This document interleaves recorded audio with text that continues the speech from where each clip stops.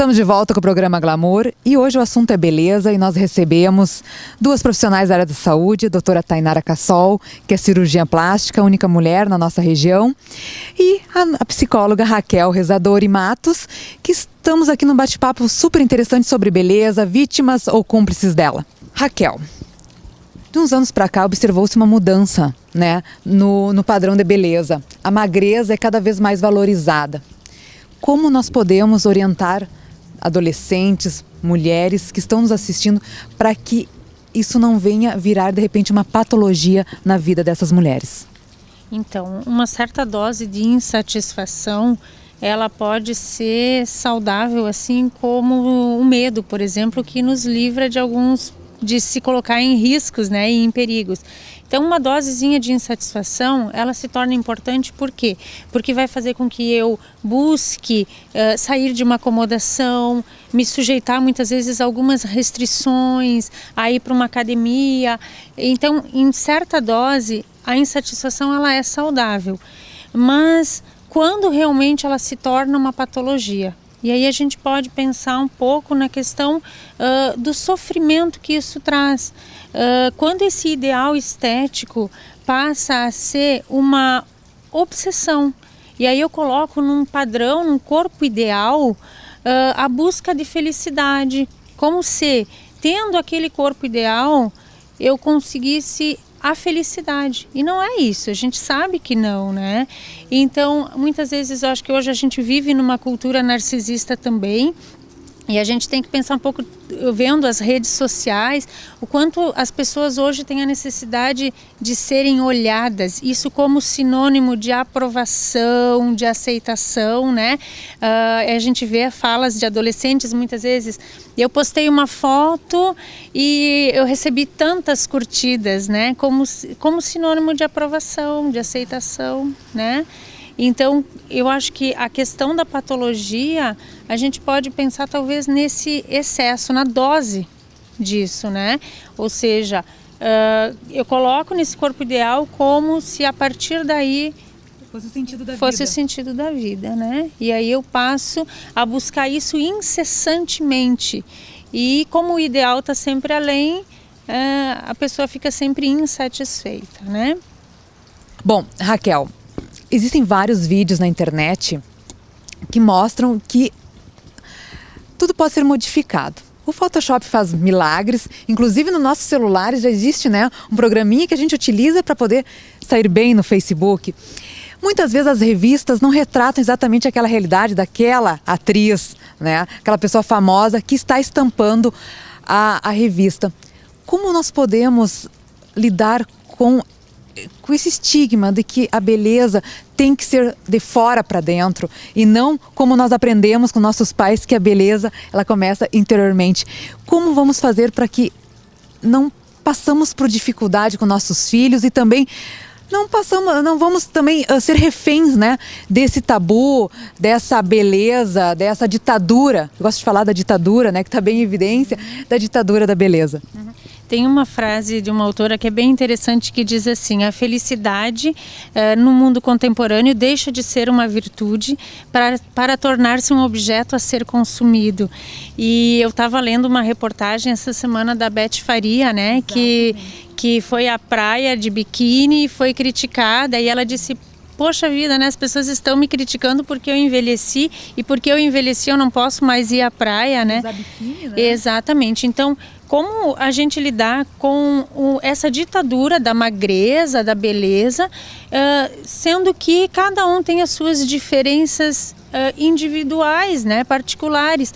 Bom, se eu tenho um padrão de corpo, uma estatura óssea, como eu vou ser aquela magrinha, pequenininha, minhonzinho, né? Não tem. Então, como ser feliz tendo um outro padrão, muitas vezes, que não esse? Então, essa é uma questão bem polêmica, porque ao mesmo tempo a gente tem uma desritualização das refeições, né? Se a gente for pensar, antigamente o horário do meio-dia era um horário sagrado, as refeições eram feitas em família. Hoje a gente tem os jovens cada vez mais com liberdade para ir lá e comprar o alimento que ele prefere. Muitas vezes isso inclui o fast food, alimentos hipercalóricos, né? E aí, se tu for analisar, como você consegue, a partir dessa livre escolha, entre aspas, se implicar nesse processo? Bom, eu quero consumir tudo que eu gosto, tudo que eu tenho vontade, mas eu quero ter um corpo magro, né? É impossível. Então as pessoas hoje, eu não sei se tu vê na tua clínica, mas eu percebo muito na minha clínica a dificuldade que as pessoas têm de se implicar nesse processo como sujeitos ativos.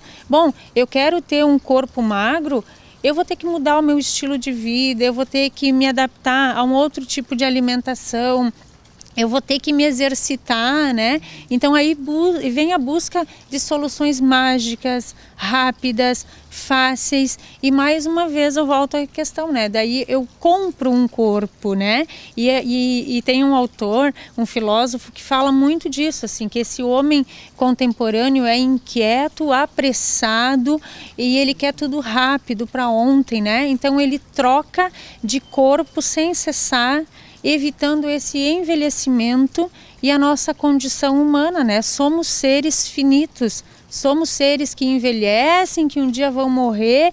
Então, né, nisso que talvez aquilo que eu falava antes, desse homem que ou torna-se depressivo, ou torna-se compulsivo e tem a ideia de que ele vai conseguir dominar isso, esse envelhecimento, né?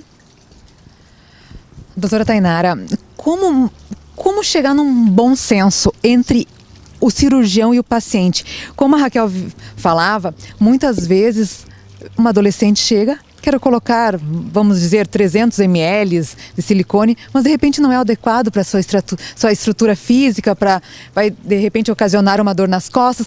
Como manter esse bom senso que às vezes falta entre o cirurgião e o paciente? Thaís, nem sempre é fácil. Muitas vezes o paciente chega com desejos acima ou fora do normal.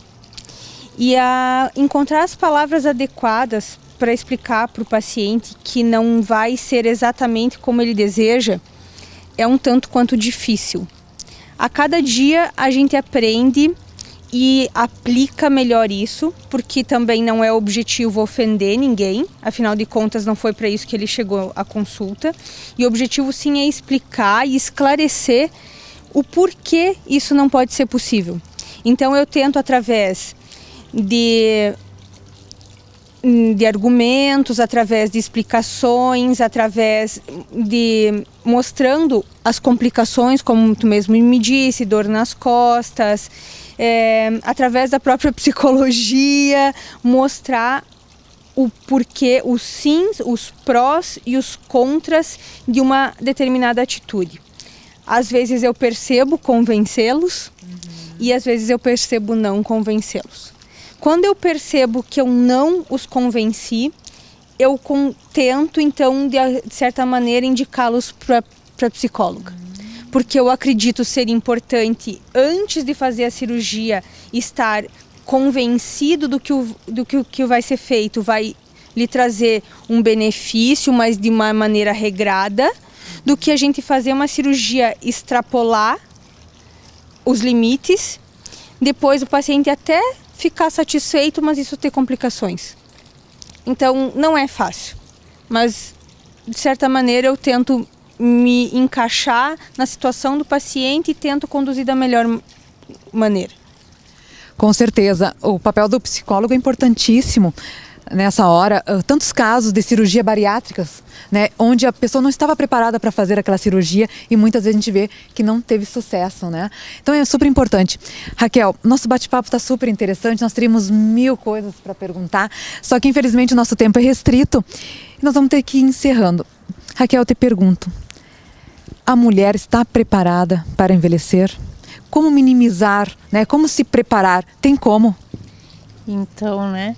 Como me aceitar do jeito que sou e aquilo que não gosto em mim, correr atrás, me implicar para mudar, sabendo que eu tenho um limite, né? Como me aceitar em partes do jeito que sou, né? Eu acho que isso é fundamental, porque senão tu pode buscar o que for, mas tu nunca vai estar satisfeito. O ideal, né, sempre além, e aí é inatingível, inalcançável, né? Sempre prestar atenção para o nível de sofrimento que isso te traz, né? Quanto tempo da tua vida tu ocupa com isso, né? Quanto isso é para ti ou é para ser visto pelos outros, né? Eu deixo isso para reflexão, porque a gente não é perfeito e não vai ser nunca, né? Poder aceitar isso, mas também sem se acomodar, não como acomodação, mas como poder correr atrás do que precisa, mas também aceitar essa nossa condição humana, como eu disse, de imperfeição, de finitude. Acho que isso é uma questão importante. É esse ideal, né? Como se a gente comprasse, né? Que a gente tem que ter o melhor carro, a melhor roupa, o melhor celular, como se isso fosse satisfazer, completar, né? Meninas, então muito obrigada mais uma vez pela participação de vocês. Bom senso sempre em primeiro lugar. E você que nos assiste, que fique a reflexão, né? Não vamos ser vítimas da beleza, vamos ser sim cúmplices. Até o próximo Glamour e obrigada pela sua companhia.